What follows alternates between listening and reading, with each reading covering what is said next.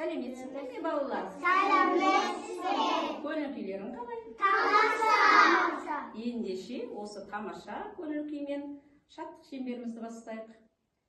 Қазақ ұлтын даламыз, өсті ақыл санамыз, салтын сүйген баламыз, жұлдыздардай жанамыз. Алтын тасын ардақтап, үйрену жолын табамыз. Жылуына жылу қос, болашаққа бірге барамыз. Жарайсыңдар, балалар. Балалар, мен сендерге әдемі гүл шоғатын сұрақ қоямын. Сендер жылдап тез-тез жауап берейін, балалар. Жансая, қазір жылдың қай мезгілі?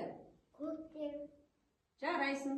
Аделина, көктемде неше ай бар? 3 ай. Атап айта ғой. Наурыз, сәуір, мамыр. Көктем мезгілінде қандай құбылыстар болады? Күндіз Өте жақсы.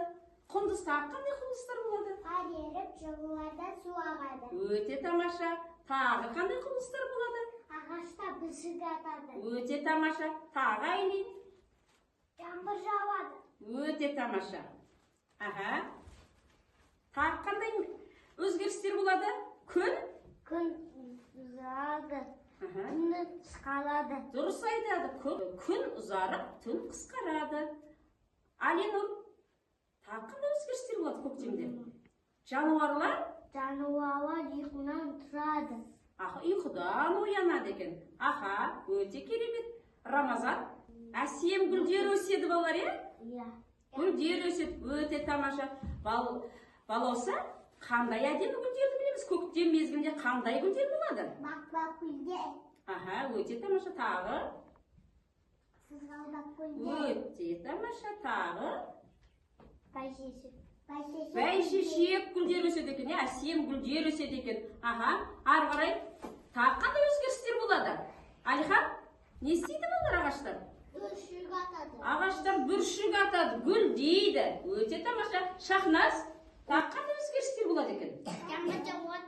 Өте тамаша. Жаңбыр жауады екен. Дұрыс айтасыңдар, балалар.